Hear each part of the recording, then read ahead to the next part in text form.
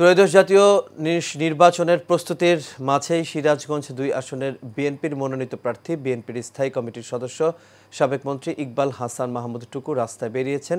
জনগণের কাছে এই প্রচারণা একেবারে ভিন্ন। এই নির্বাচনী প্রচারে রাজনীতি নয়, বরং আলোচনার কেন্দ্রবিন্দু মানুষের সমস্যা সমাধানের। চায়ের দোকানে বসে সাধারণ মানুষের গল্প শুনছেন তিনি। বিস্তারিত মণ্ডল এনামের রিপোর্টে। এবারও আমি কৃষি অফিসে গেছিলাম। কৃষি অফিস আমাদের কোনো নামই রাখে নাই।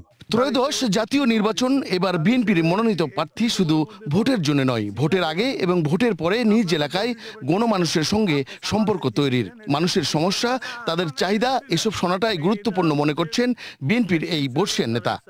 বেকার থাকবে না, বেকার ভাতা দেওয়া হবে, তাদের ট্রেনিং দেওয়া হবে, ট্রেনিং দিয়ে যাতে চাকরি বাকরির ব্যবস্থা করা হবে।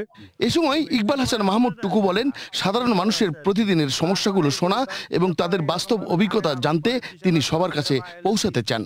আপনাদের যে প্রাণের দাবিগুলো আছে, এটা নিয়ে অনেক দিন হলো চিন্তা ভাবনা করছে।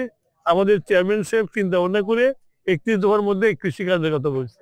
আপনারা যারা এখানে আছেন সবাই, বিএনপির যে 31 দফা, এবার এটা 31 দফা হলো মানুষের মাটির কথা। আপনারা যদি আমাদের উপরে আস্থা রাখেন, আমরা যদি ভোট পাই, তাই রহমান সাহেবের নেতৃত্বে যদি সরকার হয়, তাহলে আমরা অবশ্যই এইসব জিনিসগুলো করবো। চায়ের টেবিলে রাজনীতি নয়, বরং জনগণের গল্পও শুনতে হবে। বিএনপি যখনই এসে তখন এই রাস্তা ঠিক করছে না, এলডিডি রাস্তা ঠিক করছে না, বিএনপি যখন এসে ব্রিজ বানাইছে না, বিএনপি রহমান সাহেব যখন এসে তখন কাম করছে। আমার উত্তান সাহেব এখনো কিচ্ছু হয়নি। বেগম দিয়ে আছে। আমরা তো বেশি দিন থাকতে পারিনি, 5 বছরের বেশি থাকতে পারিনি। ওরা তো এসে জোর করে 17 বছর থাকছে। আমি যখন এসব জায়গাতে যাই, এগুলো তো ঠিকঠাক করছিল আমাদের আমলে, আমার সব নষ্ট হয়ে গেছে।